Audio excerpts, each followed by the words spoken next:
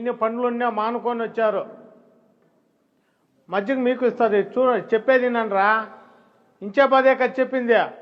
ఎవడు చాక్లెట్ ఎత్తుకోపోతాడు, ఎవడి బిస్కెట్ ఎత్తుకుపోతాడు, మీ ఆలోచన అదే. కానీ ఎంతమంది పెద్దవాళ్ళు చెప్పినారు. మేము చిన్నప్పుడు కూడా మేము కూడా కోటి స్కూర్లు కాదు నాయన, ఆ పూటకు గడిచేవాళ్ళు. మా అమ్మ ఎవరిదన్నా బట్టలు ఎత్తుకొచ్చిందంటే కాసుకోండేది, ఎందుకంటే వెనక ఇక్కడ చినిగిపోయి ఉంటుంది. టీచర్ వచ్చి బోర్డు పైన లేరు అన్నప్పుడు మేము గుమ్మన కూర్చొని దెబ్బలు తినేది. ఎందుకోసమో లేస్తే ఎవడన్నా వెనుక పోస్ట్ ఆఫీస్ని చూస్తాడేమో అని. సమాధానం వస్తుంది, చెప్పలేము. గుమ్మన దెబ్బలు తిని ఉండిపోయేది ఏడుచుకొని. మా అమ్మ ఎవరిదన్నా పాత బట్టలు ఉంటాయి కదా, వాళ్ళు వాడేసిండేవి ఎత్తుకోవచ్చు, వేసుకుంటే రోజులు ఉన్నాయి నాయన. మీకు అసలు బాధలు తెలీదు. అలాంటప్పుడు మీ అమ్మా నాన్న మీ పైన ఎంత నమ్మకం పెట్టుకుంటారో. అమ్మా బిర్యానీ అంటే వాళ్ళు కుప్పంపై బిర్యానీ తెస్తారు మీకు. మీరేమంటారు, మా నాయన ఒక బిర్యానీ తినేసి తెచ్చి అనుకుంటారు మీరు.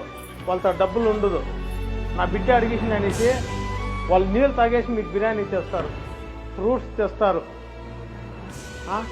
ఎందుకంటే వాళ్ళు కష్టపడైనా మీరు ఇండ్లలో కూడా మామూలుగా జాగ్రత్త చేసుకోరు నాయన. ఒక ముద్దు పోయినప్పుడు మీరు గుర్తొస్తారు తల్లిదండ్రులకు. మీకు గుర్తొస్తారేడా, మీరు ముక్కలు చూస్తారు. వానికి 2 పడింది, నాకు 1 పడింది, చిన్నది పెద్దది, మీరు ఇటు కొట్లాడతారు.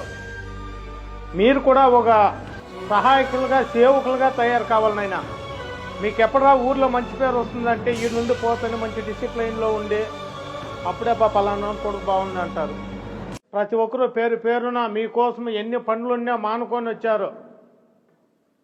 మధ్య చెప్పేది నన్రా.